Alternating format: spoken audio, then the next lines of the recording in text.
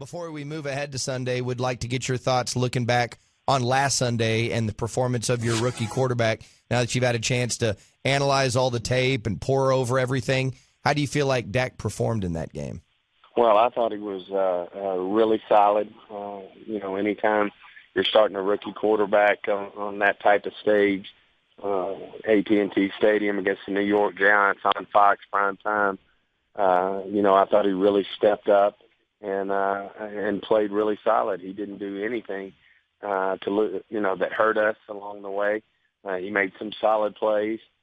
We all know one thing: he's only going to get better in terms of making a few plays. And at the end of the day, if you were to moving away from Dak, the biggest disappointment, and I wouldn't necessarily say disappointment, but the one thing we got to do moving forward is, when you make those long drives and you possess the ball like we did, you need them to end in a touchdown rather than a field goal. And so, I know everybody's aware of that, whether it's our head coach, Jason Garrett, whether it's Scott Linehan, whether it's Dak or the rest of that offensive football team.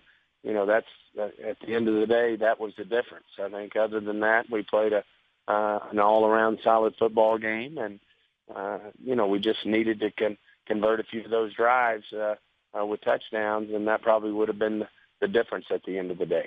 Obviously, you guys know how good Des Bryant is. You guys gave him the contract. You drafted him. You know better than any of us. And the entire Cowboy Nation watching that game going, are you kidding me? 1 catch for 8 yards to Des. So I imagine you guys felt every bit of that frustration that the fan base was feeling. But obviously, you're in the middle of this thing. And so how do you deal with that? After the game, how do you, as the COO of the Cowboys with you and Jerry, how do you guys address getting the ball to Des more?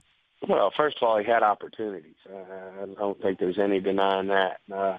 Unfortunately, I think Des is, is always at the center of attention when it comes to catch, no catch in the end zone. And certainly had a great opportunity there. I think if, he's inside the lines, I don't think they overturned that ball, but I think they saw it moving, although I think his hand was under it as he slid across the white line. But, at the same time, he had a couple of other opportunities. And, should we do a better job? I know that's the focus of our offensive staff. But he did have opportunities there.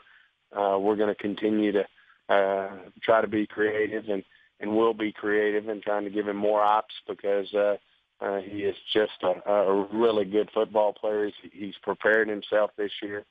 I think he's ready, to be to take that big step and make great plays for us. We just got to put him in a position more often to do some big things for us.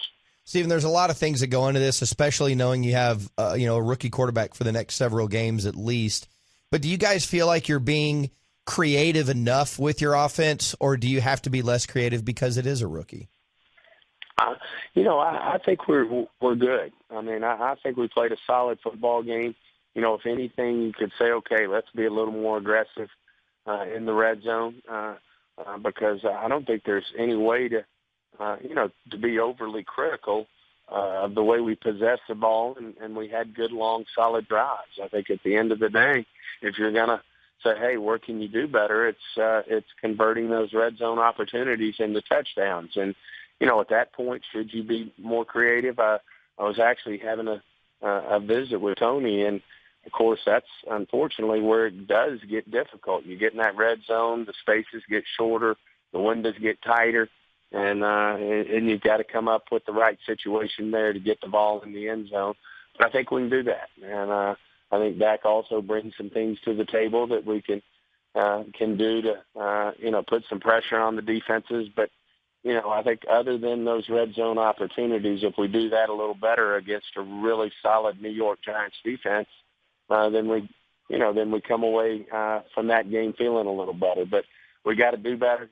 There's no question about it. We're getting ready to go into a tough environment there in Washington, D.C. I know they're going to be geared up. They had a tough opener as well. And, we're going to see what we can do. We feel really good about this football team.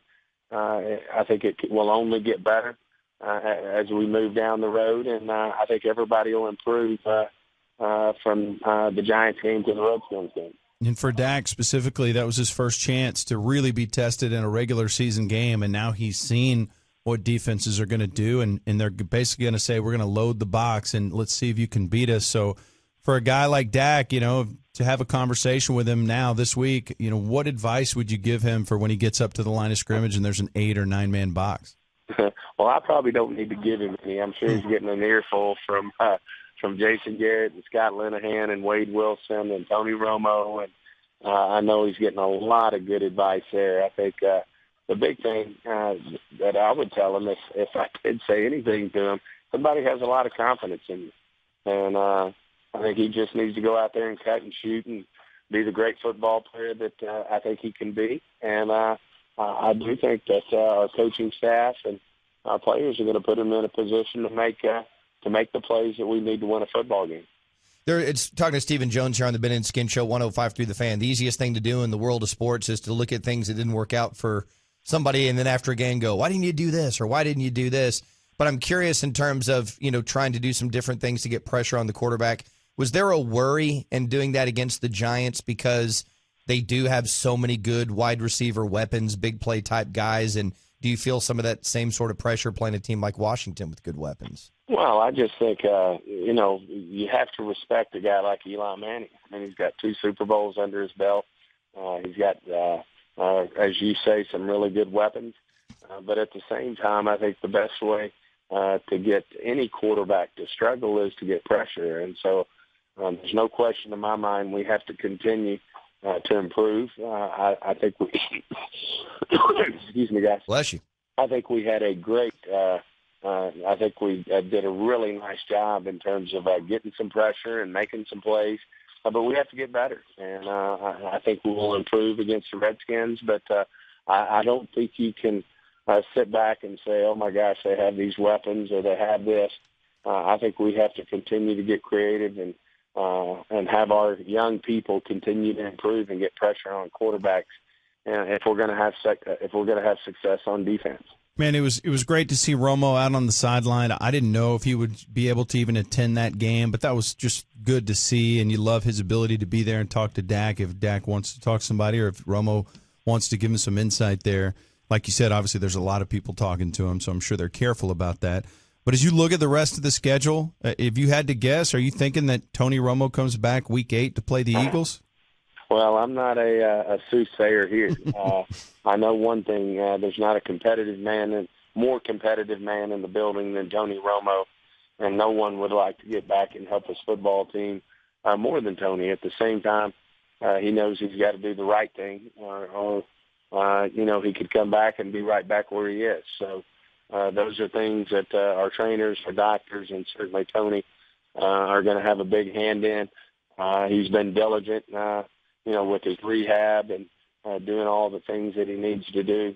There's no question in my mind that he's keeping his mind football sharp and obviously along the way trying to do anything and everything he can, not only to help Dak but to help our coaches, whether it's Scott or Jason, in terms of input into a game plan. And, I know it's a frustrating time for him, but at the same time, he wants to do everything to help us win these games. So when he does return, we've got a great opportunity to finish up this season the way that we all had expectations.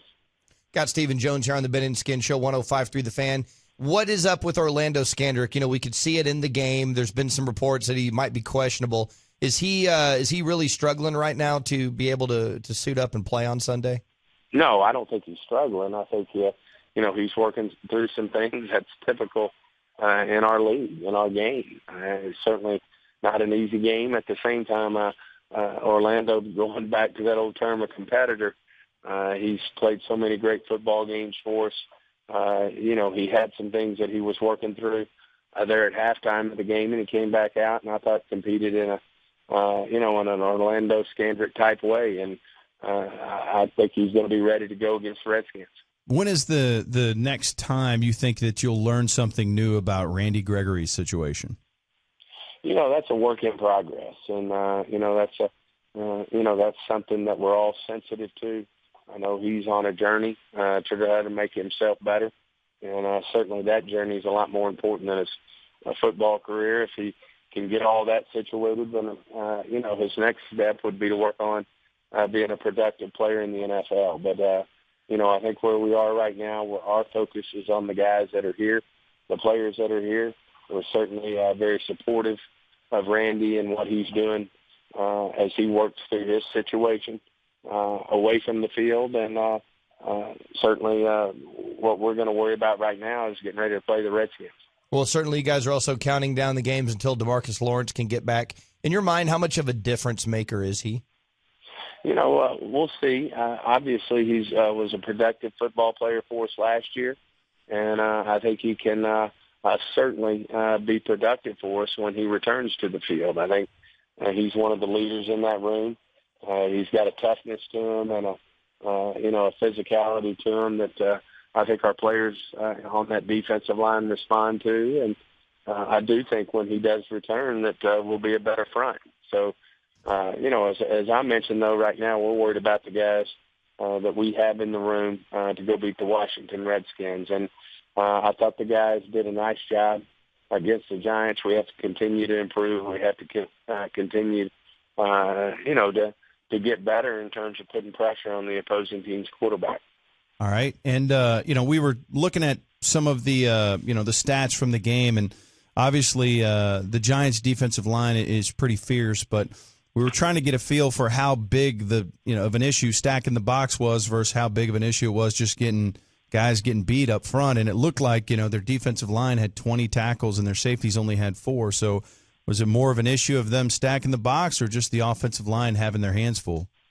I think you got to give the Giants credit. I think obviously their defensive line, they invested a lot in the offseason on those guys. I think they did a really nice job in the game and put a lot of pressure on our offensive line in terms of whether it's the running game or the passing game.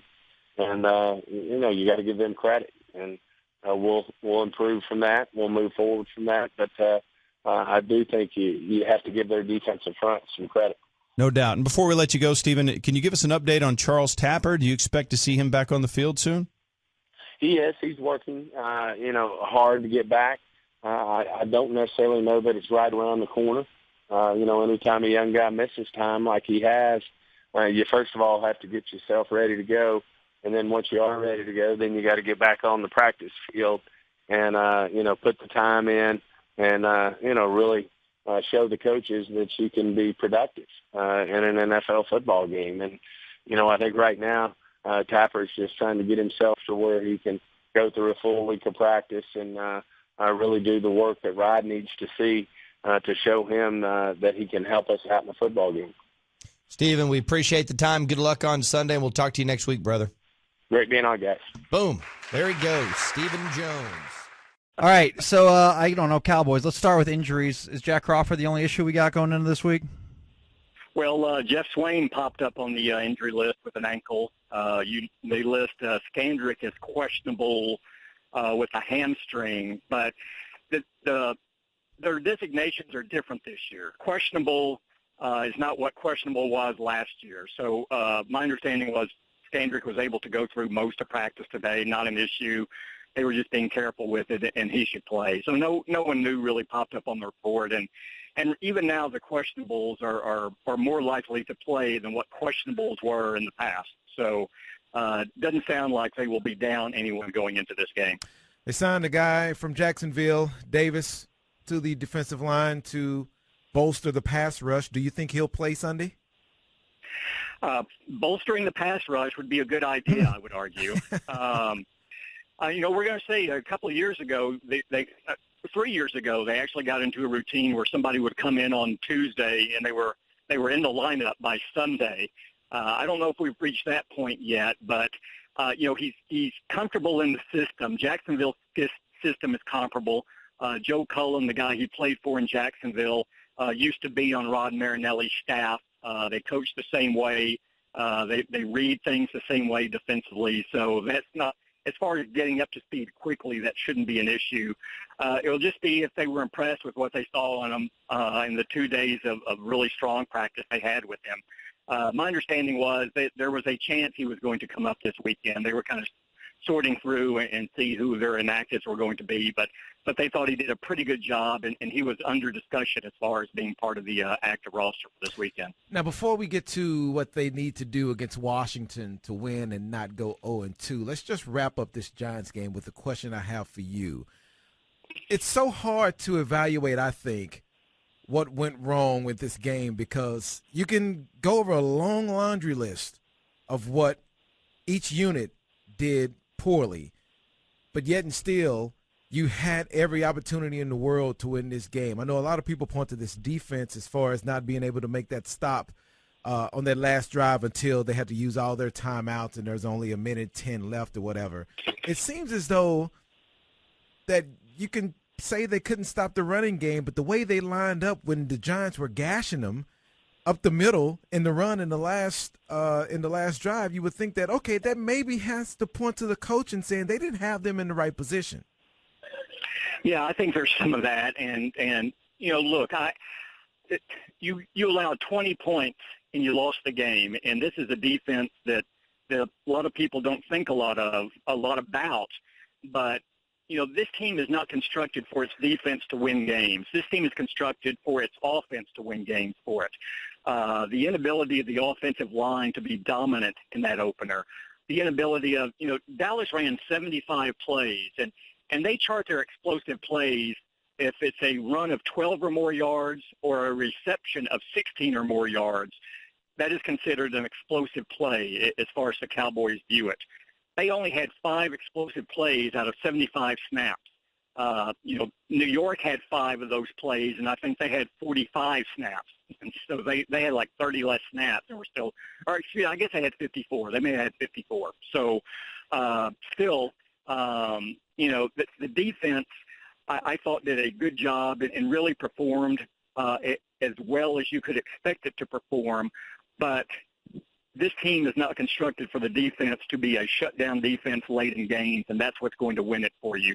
It's constructed with your offense controlling the clock and doing what you need to do in close games in order to win, and that didn't happen. So when a defense only gets up 20 points against a very explosive New York Giants team, I'm not going to put too much blame on them for the loss, even though they did get gashed in the fourth quarter on the ground. I think you pointed it out. I think 61 of the 130 yards they gave up on the ground came in the final 8:18 of the game. I do think some of that scheme. I also think some of that is rotation. You saw a lot of backup guys in there when they were getting gashed in the fourth quarter.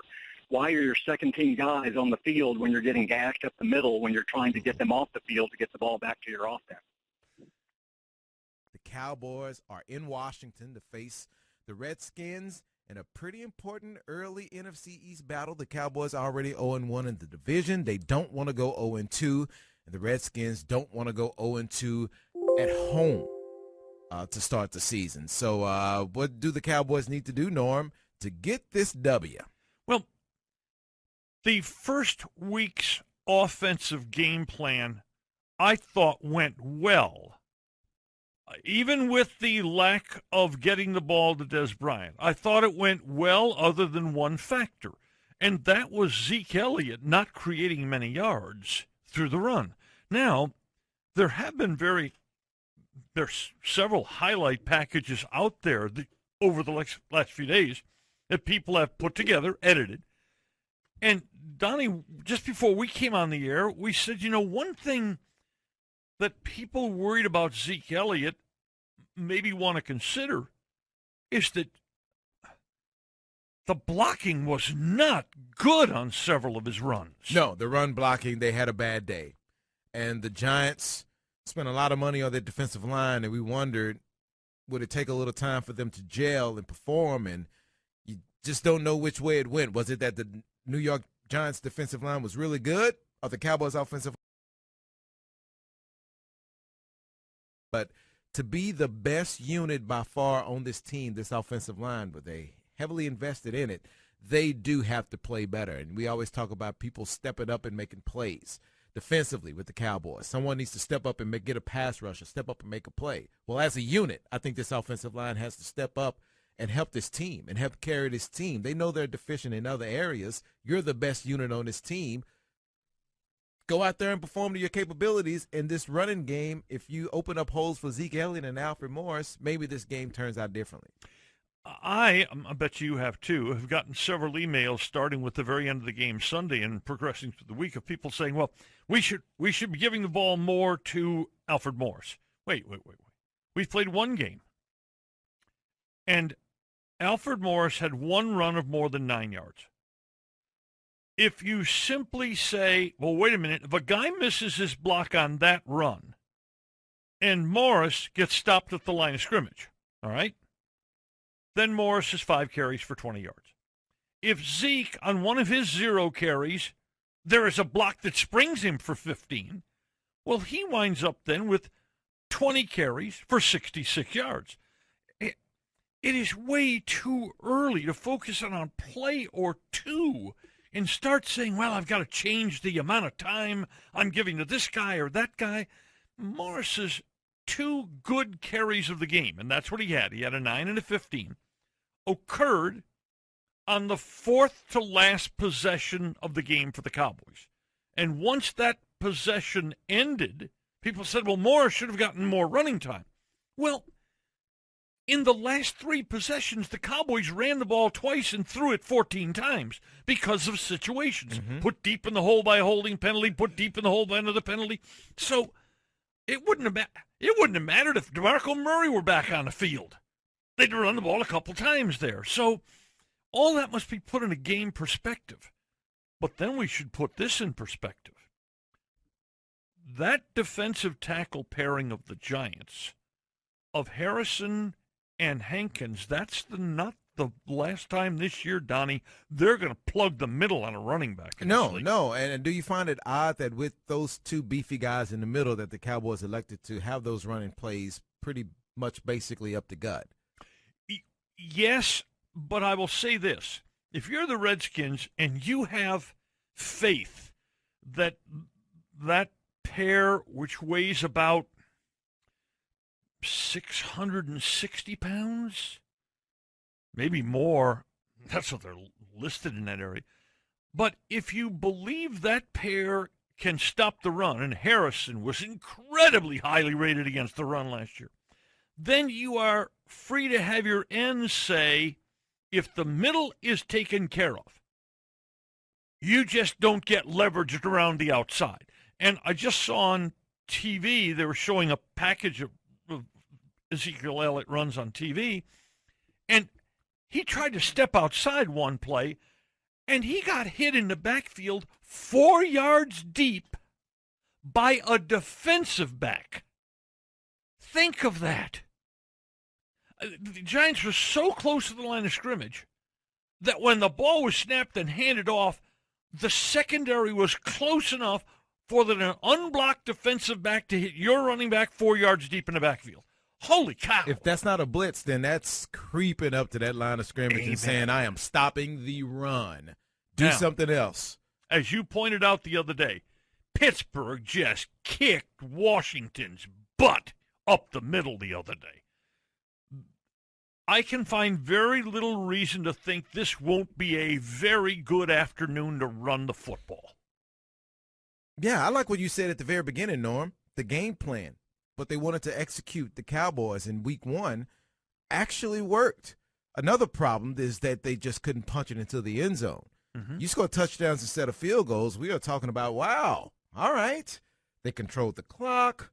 They scored, and the defense did enough to win that football game. So I don't think they have to change too much against Washington, because if you're going to run the football and take time off the clock, especially those first 2 drives, if they can execute things like that and score touchdowns, that's exactly the formula they want to use. We all of us, press included, distort game 1 of the season because that's all we have. Fans panic. Fans jump to decisions after 1 possession or 2. And it is a 16-game season. Yes, it's a crying shame the club lost Sunday. But except for some veteran offensive mistakes, Beasley doesn't catch a touchdown. Dez doesn't hang on to the ball. penalty against Collins, penalty against Martin. If the Cowboys had won that game 23-20, how incredibly different is the narrative that comes out of that game? We controlled the ball. Mm-hmm. Our rookie quarterback made no mistakes at all in the game.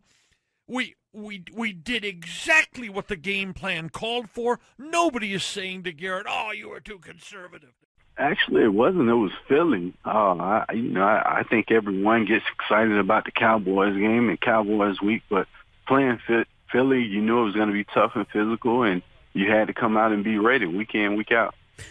What was one of your favorite Cowboys stories? Was there a defender you went up against, some trash talk? Did you ever run into Jerry Jones? Do you have a favorite Cowboys story that you could share with us? I think my favorite Cowboys story would be myself and the late, great Sean Taylor coming out of the tunnel and ended up walking out with T.O. And, you know, me and Sean was having a conversation, and all of a sudden I looked to the side and I'm talking to myself because Sean walked back and was yelling at T.O. about how much he hated him and what he was going to do to him. And I'm like, what? You know, I'm trying to stop him. Like, man, what's going on? And, you know, I just remember that game, Sean telling T.O., like, I'm going to hit you every opportunity I get.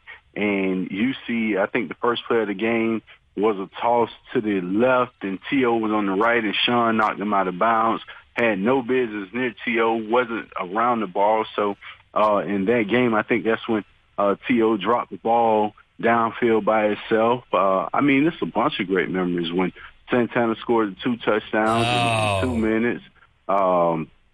Us playing, you know, it was always a challenge playing against DeMarcus Ware, knowing he was going to come off that edge, thinking I can't wait to deplete him, and him trying to make sure he stayed and hugged Chris Samuel so I couldn't deplete him. So I have a bunch of memories from those games. Southeast Jerome, Coach Janky Spanky, Sheriff Gonna Get You, Clinton Port. Which one of those is the favorite character, Clinton? Man, I don't even know. All of them were enjoyable. You know, week to week, that got us through one of our tougher stretches. You know, I think we were 3-5 at that point when they began, and it pushed us into the playoffs. What worried you the most from the Monday night loss against Pittsburgh? The Redskins thought to be a contender. Is Kirk Cousins for real? Is the defense that much better? What worried you the most about that Steeler game? Well, I think not answering the question, Mark. I think the question coming into the season was our D-line against the run, and can our offensive line and team establish the run? And neither of those questions were answered Monday night. So I think I'm confident in the secondary. I think I'm confident in Kirk Cousins. But the questions of our offensive line and our defensive line still remains, and you have to win games in the trenches. I don't know if a lot of people give you enough credit for your football intelligence and acumen. Can you break down the X's and O's for us of why a supposed shutdown corner in Josh Norman didn't follow Antonio Brown, and do you expect it to be different against Dez on Sunday? Well, if you look in Carolina, Josh Norman didn't follow the best receiver either. He played one side of the field, and that's the same thing he's doing here. I think with the pressure of this DC media, all of a sudden that's going to change. You know, I think Josh is capable of doing it. I actually think he wants to do it. But when you have a guy that's following the best receiver, it kind of messes up your defense. You know, I think it's a lot of question marks on the defense, and it's hard to just say, okay, let's put Josh Norman here, and you're swapping everyone else around. Because if you look at what the Steelers did, putting Antonio Brown in the backfield and then leaking them out once the defense is set, how could Josh Norman cover Antonio Brown if he's, you know, when he lines up on the left or right side is easy, but once he goes in motion, that becomes a problem. So you just have to figure out a way. I think Breland was capable. I think if you knew going into the game that Breland would hold Antonio Brown 8 catches for 113 yards, you would have lived with that. You know, before Josh Norman acquisition, Breland was going to have to check him. So if you knew going into the week, Antonio Brown is going to have 8 catches for 113 yards on Antonio Breland, as a defensive coordinator, you got to say, okay, I'll take that, because no cornerback in the NFL can stop Antonio Brown one-on-one. Clinton Portis right here on DFW Sports Station 105.3 The Fan. Clinton, let's get your take on Zeke Elliott, your first impressions of the 4th overall pick. I had an opportunity to meet Zeke. I think he's a big guy. I think behind that offensive line, he's going to do miracles in the NFL. Everyone talk about the running backs in the NFL or the running game disappearing. I think Zeke behind that offensive line is going to be amazing. But what I'm also interested in seeing is Alfred Morris behind that line. I was a huge fan of Alfred Morris while he was in D.C., and I hated to see him go, especially ending up in Dallas. But just the way he runs, downhill, powerful guy, first guy never tackling him, and now he's behind that offensive line, one of the best in the NFL. I'm excited to see the combination of the both of those guys. Take us inside being a running back, because DeMarco Murray was very patient, waited for the holes to open. Is there such a thing as being too fast as a running back that you get to the line before the hole's even there? Well, not really. You got to know your offensive line.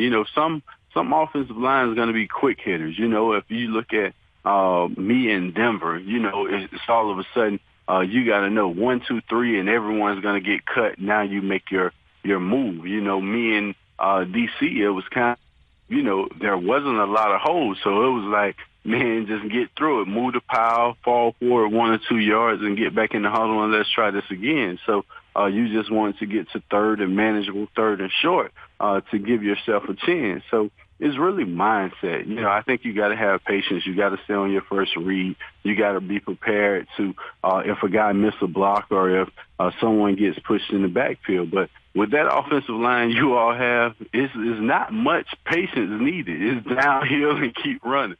Clinton, you're one of the toughest guys in the league, and Tony Romo is trying to fight through even more injuries. Do you think it's realistic for Romo to come back and play at the elite level that he has done so throughout his career? What are your thoughts on the Romo injuries? I do think so. I think the older you get, the harder it is to return from injury. I think just that mindset alone of rehabbing constantly. People say once you become a vet, you get savvy and you learn how to take care of your body. But at the same time, you can't beat Father Time. And I think you all have a great young quarterback in Dak Prescott. I watched him a lot at Mississippi State. I think he's doing wonderful things over the preseason for you guys, and getting his opportunity now. If he can capitalize on that opportunity, I'm not sure if you really want Romo back. I think having Dak and Ezekiel Elliott, if they can pick this system up, you kind of got to move on. I think Romo has done a lot for you all, but he really hasn't won the big one like you all want him to. So. This could be the start of a new era. Clinton Portis right here, the Redskins legendary running back on 105.3 The Fan. Your thoughts on this whole Colin Kaepernick story? Overblown, man. It's too much attention paid to that. I think it's so many issues around America in the United States that we could focus on instead of what guys are sitting doing the national anthem, what guys are standing, what guys are doing what. All of a sudden, it's a media frenzy. Oh, let me see who's doing this, who's doing that. If the guy doesn't believe he needs to stand, that's his issue. He don't have to stand. This is America. He makes his own decision. So, I just think as a player, you go out and you do, instead of all the attention coming to you or the negativity or the positivity, highlight some of the positive stuff these guys are doing in communities all around the world. There are so many players doing so much to affect communities that they come from, communities that they never been into, and highlight that. If you highlighted all the positivity that these players do instead of all the negativity, the world would be such a better place. Clinton, we've been going back and forth on this, to Hall of Fame, who's in, who's out. Terrell Owens deserved to be in the Hall of Fame?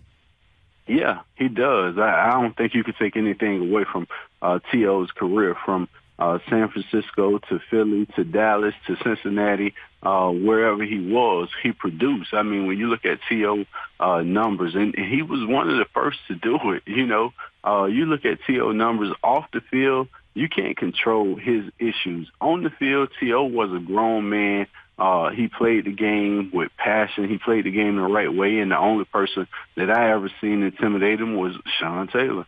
Do you think Donovan McNabb is a Hall of Famer?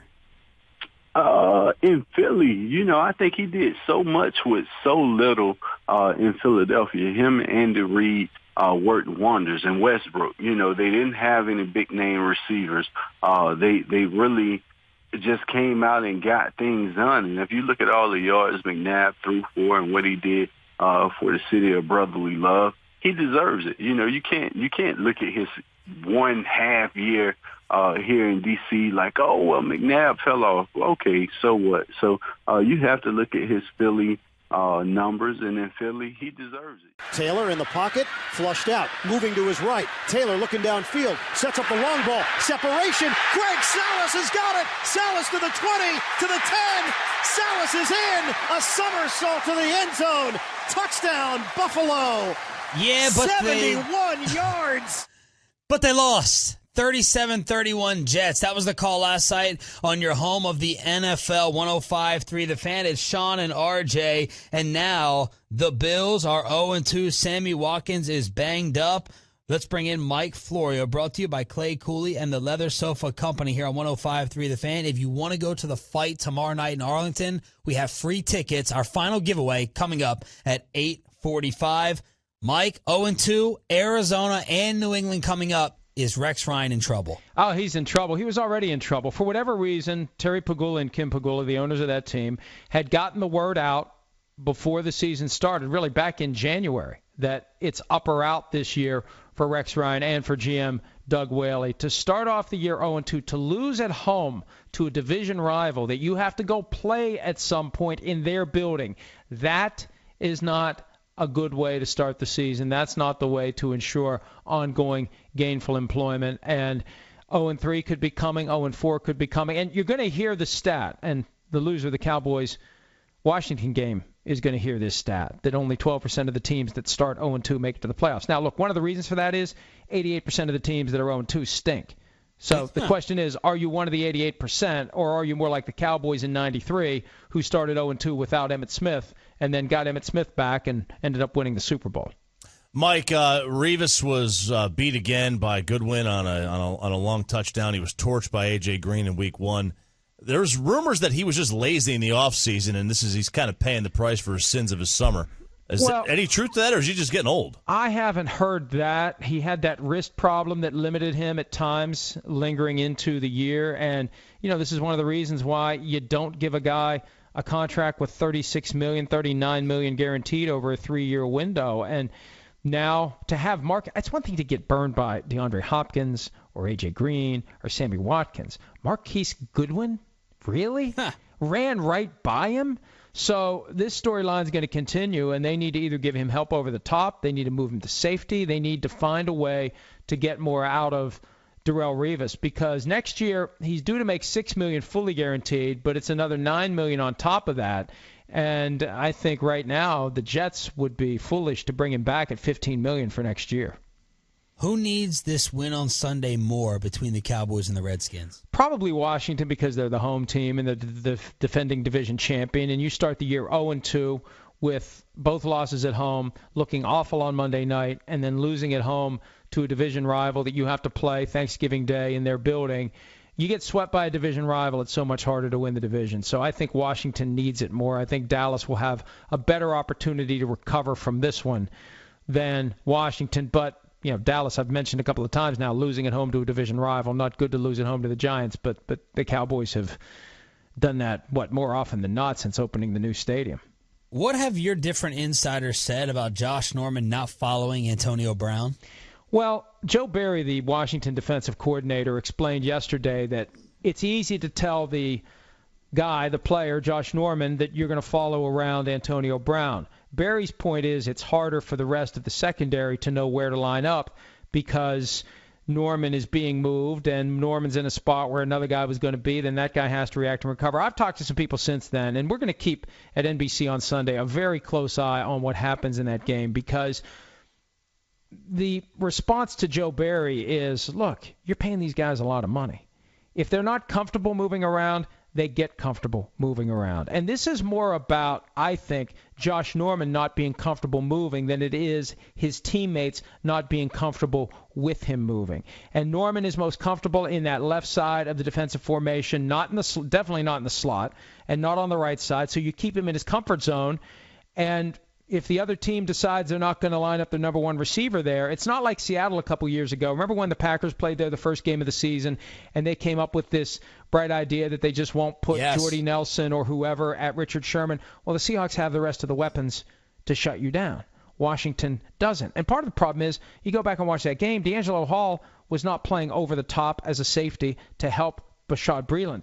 They just miscalculated the ability of Bashaud Breeland to cover Antonio Brown. Yeah. And if Breeland can step up and play like Norman, then you're fine. If the rest of the secondary is the Legion of Boom, you're fine.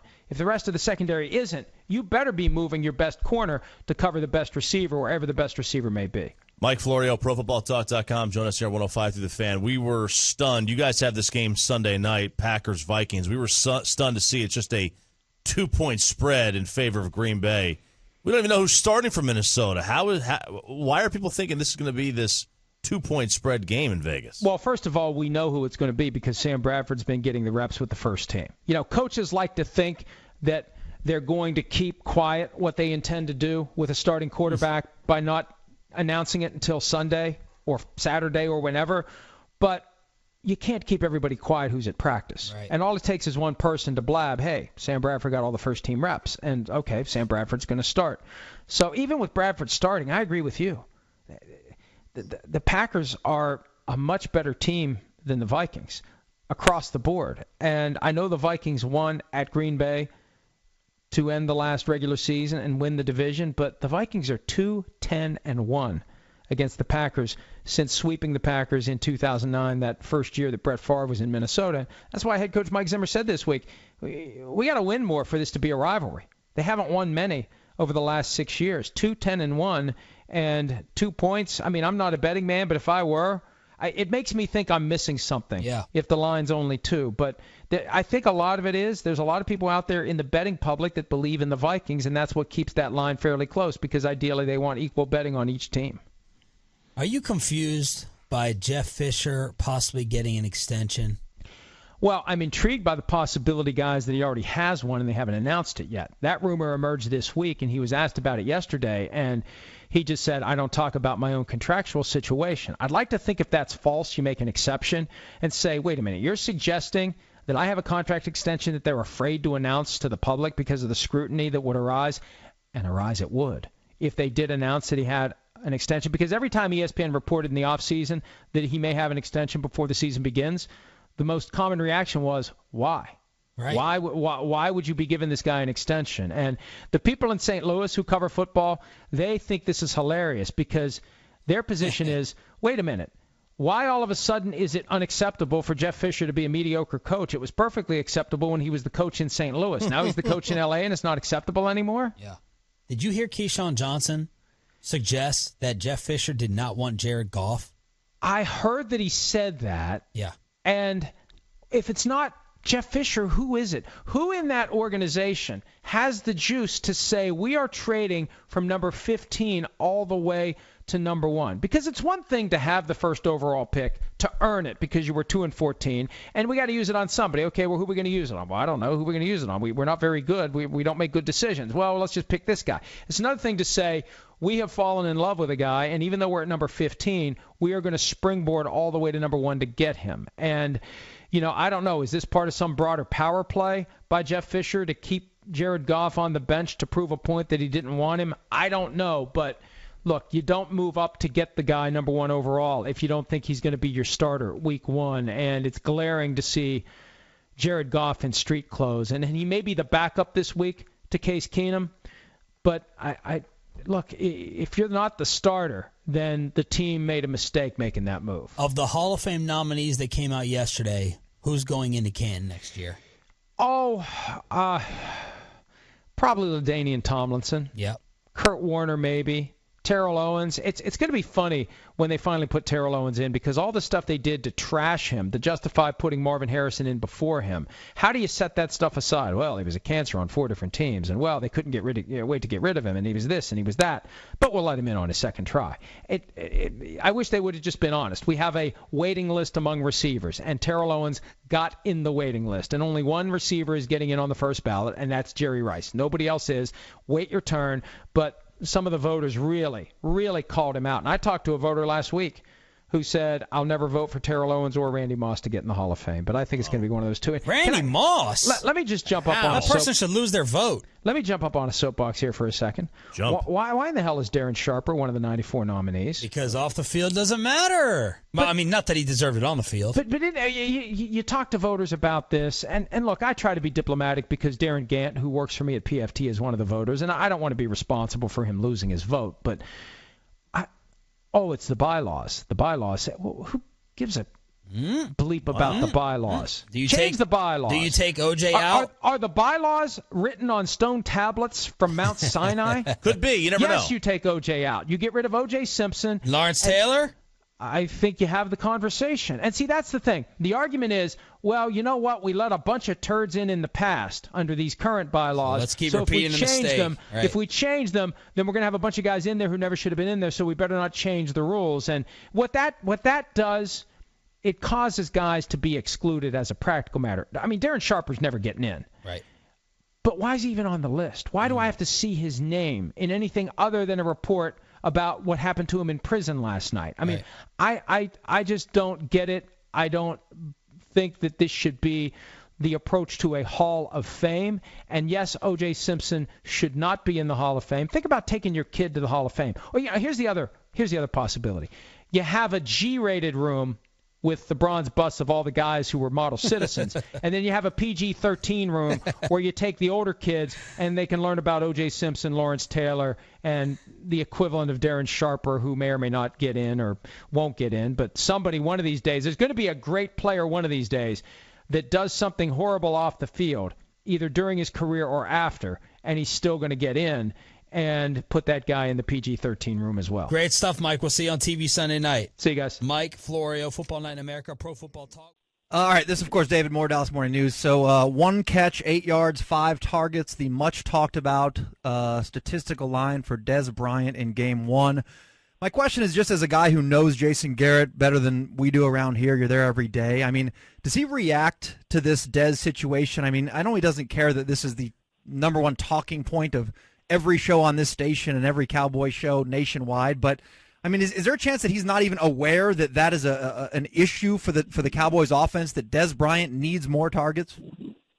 Oh, he'll say he doesn't react, but I would argue ever since he's been here as an offensive coordinator and a head coach, whenever an issue has become this prominent in the week leading up to a game, you always see them address it. You know, last year coming out of the first game, it was, why in the world are you throwing the ball on 3rd and 1 when you said you're supposed to, this is the team that was going to ground it out, or a couple of years ago. And then you saw them go back in that Tennessee game the next week and just ran some more. I think you're going to see a lot of that with Dez in this game. I would expect them to go to Dez early and often in this game. Now, this being said, it's all relative because Jason Garrett has a very democratic offense and how he wants to spread it around. And he doesn't want to focus on any one individual receiver and feed him the ball too much. So, but to say that Dez Bryant's only going to get 5 targets, there's no way that's going to happen in this game. It's going to be 9 to 10, which I think is still probably not going to be enough for some people. Mm-hmm. But you've seen this in the past, too. I mean, in the last 3 or 4 years, we've come off of games where Dez has had 2 or 3 receptions and only 5 or 6 targets. And suddenly you look up at the end of the first quarter of that next game and they've thrown to him 5 times. I would expect something like that in this game. It's a funny gag, but your friends at 538 wrote about this today. What?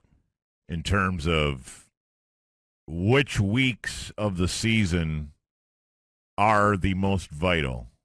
And, of course, you have to read into that based on, all those stats that suggest, your expected wins versus what really happens, and the idea that if you're 2-0 here or if you're 1-1 here, here are the odds you make the playoffs.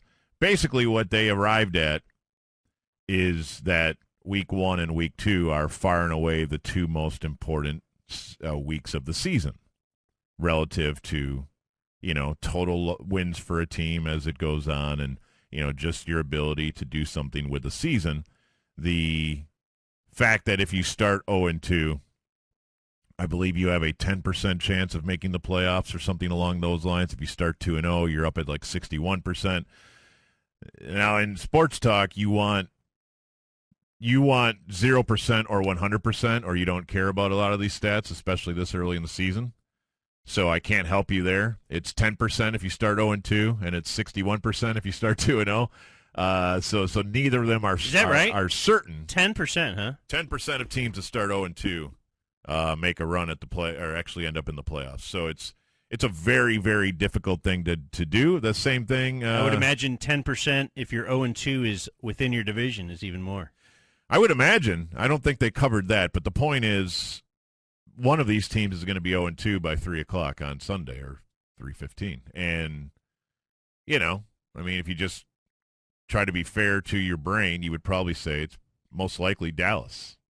It doesn't mean Dallas can't win this game because, much like last week, it's two really close teams. And I'm willing to say that I don't believe that, your life is on the line here because I do see a soft underbelly of a schedule. And while you're not taking advantage of it early, that has nothing to do with your ability to take care of it as the season goes on. I would not want to be 0-2. However, I was forced to make a pick last night for the paper, and just to scoop my own scoop, which doesn't really mean anything. I can't pick the Cowboys to win this game based on all of the things I've looked at. It's one of those deals where I do expect it to come, down to the very last thing, and I do kind of call it a toss-up based on the fact that most NFL games seem to be that, and who can make those last few plays. So they make us do picks. This is one of those weeks where I have no idea who to pick because you can make compelling cases in both ways, and when you can, I often go with the home team or the team that seems like it's in a bigger desperation spot. And I would say Washington, having already been humiliated at home once, to go to 0-2 in home games and all that, and knowing that Washington does not have a cupcake schedule, I almost feel like Washington needs this a little bit more. And you have to remember, when you talk about the schedule and you're looking at other teams, you're like, ooh, this is a soft area of our schedule. When the Cowboys are on someone else's schedule, that's what they're thinking. This is probably part of their soft area. This is not. I wonder who looks at the Cowboys and says that's a game that we. I would think the Redskins and Giant, I think they would rather be facing the Cowboys than. Well, let me look at they're obviously facing the AFC North, right? I think every team in this division says let's split the division. I don't know if there's any team that says we got to go 5-1 in the East. No, but I'm just saying, if you're the Redskins saying, let me look at my schedule. Okay, here's Pittsburgh. That's probably going to be a rougher one. All right, step back with the Cowboys. That's good. Even though they're a rival, and anything can happen in these rivalry games. I'm just saying, if you're thinking the Cowboys are one of the real worries on other teams' schedules, and especially outside the division, I would say, right? I disagree with you. If you're Cincinnati, are you saying, hey, the Cowboys are real tough? We talk every day about this team, and every day I find that you think a lot less of this roster than I do, and that's fine. You might turn out to be right. The only reason I think this roster is pretty good in certain spots. Yeah, in certain spots. One of the reasons is just their inability to win last year at all without Romo. And I look across the league, and other teams can win without their quarterback. And the Cowboys can't. I think the Cowboys can. Now I think they can this year. I think they can win without. Again, talking about this team feels like looking at a painting. I really think Dak Prescott was pretty good Sunday. I really do, and I think I've seen almost no indications that he's a meltdown quarterback waiting to happen. That doesn't mean it can't happen Sunday. It doesn't mean it can't happen in 2016. But with Dak Prescott, the Prescott and this team doesn't win without Tony Romo conversations, to me, they're not as important as they are to you, because I think for whatever reason, and it might turn out to be a really good one, Prescott has been put in this bin with Kellen Moore and Matt Castle and Brandon Whedon and John Kitna and Stephen McGee and Kyle Orton and all these guys, and I'm just not ready to put him in that bin. I think he has shown me, I'm not playing favorites here. I'm not computer with Mississippi State season tickets. And on draft day, I wasn't saying run up there and get him in round 2. That's not none of this. What I'm going on is just really what he's done since he's put on a Cowboy uniform and since we were out in training camp. You're just like, every day he makes you believe a little bit more that this isn't too big for him. And I realize there are people that think he was bad on Sunday. I'm not one of them. I thought that was about the ceiling of what I expected from him. And if Dez just catches that touchdown or maybe Terrence Williams just gets out of bounds, or maybe Cole Beasley just catches that. If one of those 3 things happen, which none of them were mistakes from Dak Prescott, we feel so much different about him and this team going to week 2.